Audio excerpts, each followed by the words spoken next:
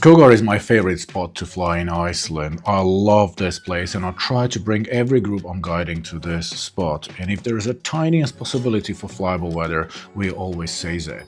But not this time. I checked the weather forecast and it was just rain or wind or rain with wind. So it took me by surprise when Karol suggested to go to Skogar this afternoon because he found a small window of opportunity midday, actually like 3 p.m. after the rain stops and before the next rain starts. And the forecast was right. I wasn't super excited about this flight, honestly. I expected us to return after 20 minutes or so, but we took the risk anyway.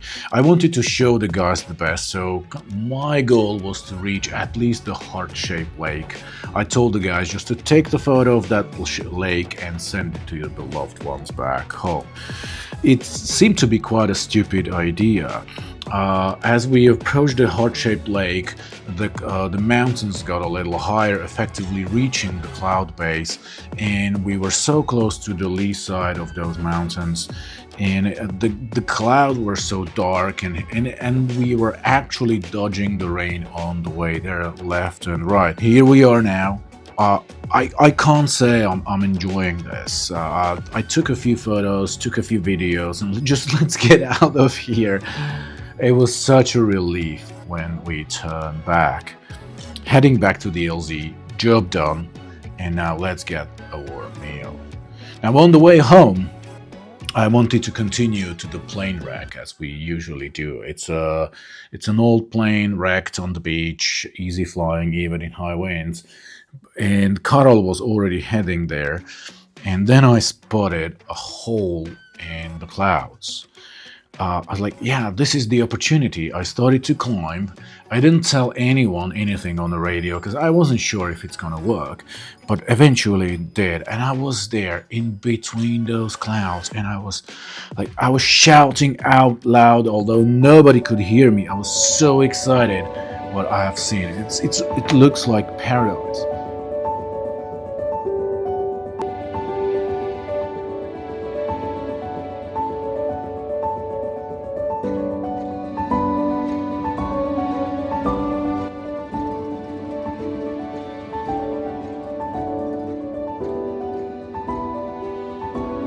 So now I'm flying through this herd of fluffy clouds, and they're so vertical. They look like giant penises, honestly, like sculptures, like columns, and they were everywhere. I was lost and confused. Where shall I look first and next? And as I continued and turned around, and I spotted this great wall of clouds, and it was surprising silence on the radio. Everybody was speechless. Everybody was just like me in an awe and fascinated by what we have just discovered.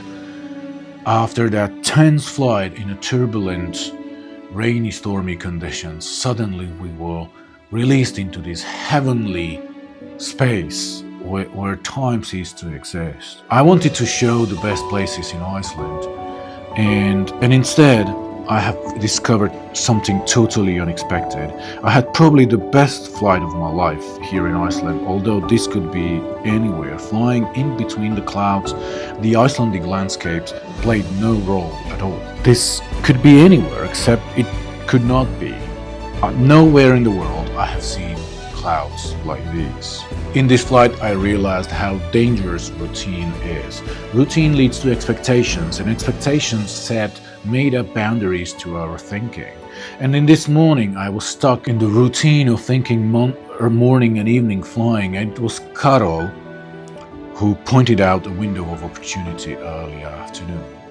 Later, Karol got stuck in his routine, and he was leading to the place we usually fly to, and he would almost miss the opportunity to fly up into the clouds. This is why I'm looking forward for coming back to Iceland every year.